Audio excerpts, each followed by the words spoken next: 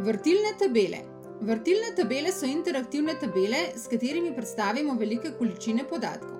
Na preprost način prihajamo do različnih pogledov na podatke tako, da s poizvedbami vrtamo oziroma analiziramo podatke v globino. Izdelujemo jih preko zavihka Vstavljanje, vrtilna tabela. Po vstavljanju vrtilne tabele se nam odpreta dva nova zavihka, Analizira in Načrt. Površina vrtilne tabele je razdeljena na dva dela. Levi del, kjer se nahaja poročilo vrtilne tabele, in desni del, kjer s pomočjo okna Seznam polj vrtilne tabele izdelamo vrtilno tabelo. Izbrana polja razporejamo med 4 območja. Vrednosti. Na to mesto postavljamo imena stolpcev, s katerimi želimo računati. Stolpci, vrstice. Na ta mesta postavimo imena stolpcev, po katerih želimo grupirati oziroma vrteti podatke. Podatke postavljamo na oznake stolpcev ali vrstic, odvisno od tega, kako želimo gledati podatke. Filtri. Če želimo filtrirati podatke, želeni stolpec, po katerim želimo filtrirati, postavimo med filtre. Zavihek Analiziraj je namenjen obdelavi podatkov v vrtilni tabeli. Tukaj najdemo možnosti za nastavitve možnosti vrtilne tabele. Posameznih polj, grupiranje, sortiranje, razvrščanje, možnosti povezave vrtilne tabele z osnovnimi podatki, torej osveževanje, spreminjanje vira podatkov.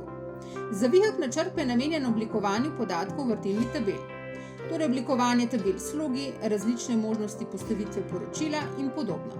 Poglejmo si izdelavo vrtilne tabele na praktičnem primeru. Smo podjetje, ki se ukvarja s prodajo vin. Zanima nas skupna zaloga vin po znamki in letnikih. Izdelajmo vrtilno tabelo. Označimo celotno tabelo tako, da kliknemo v katerokoli celico v tabeli in pritisnemo tipki Ctrl+A. Kliknemo na zavihek Vstavi, vrtilna tabela. Obseg imamo že izbran, določimo še mesto, kamor želimo vstaviti vrtilno tabelo. Na nov delovni list ali na obstoječ delovni list. Ukolikor izberemo na obstoječ delovni list, moramo določiti še mesto.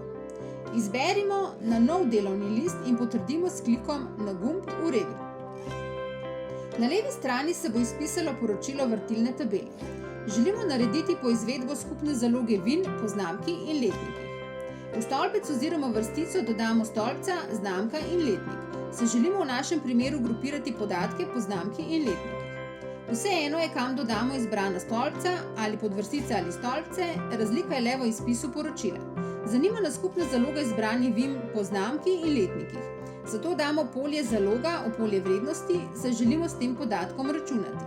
Izračunati skupno vsoto, torej zaloge po znamki in letnikih. Pomembno je, kateri stolpec je prvi na seznamu, saj nam prvo grupira podatke po prvem stolpcu, naprimer znamki, in nato znotraj prvega stolpca še po drugem podatku, naprimer po letniku. Če spremenimo postavitev, vidimo, da so vina najprej sortirana po letniku, znotraj posameznega letnika pa še po znamki. Stolpce poljubno premikamo tako, da z levim miškinim gumbom zadržimo na izbranem stolpcu in ga prenesemo v izbrano polje. Stolpce lahko razporejamo v izbrana polja tudi tako, da označimo možnost pred imenom stolpca. V poročilu vrtilne tabele imamo izpis in seštevek zaloge po znamki vin, znotraj posamezne znamke vin pa vidimo tudi zalogo vin posameznega letnika. V primeru, da nas zanima konkretno, katere vrste vin določene znamke in letnika imamo na voljo, dvakrat kliknemo na konkretni podatek, kjer se nam v novem oknu odpre sfiltrirana tabela. Poglejmo si še, kako spremenimo možnost izračuna. Pod poljem Vrednosti je privzeta vrednost za izračun vsota, za besedilni podatek pa štetje. Namesto skupne zaloge vin želimo povprečno zalogo vin po znamki in letnikih. Kliknemo na naziv stolpca Zaloga v polju Vrednosti in izberemo možnost nastavitve polja Vrednosti. Določimo ime stolpca, naprimer povprečna zaloga. Spodaj med funkcijami izberemo povprečje in potrdimo s klikom na gumb V redu. V vrtilni tabeli je sedaj izpisana povprečna zaloga vin po znamki in letnikih. Ukolikor se spremeni vir podatkov, moramo v vrtilni tabeli osvežiti podatke tako, da kliknemo na zavihek Analiziraj in osveži.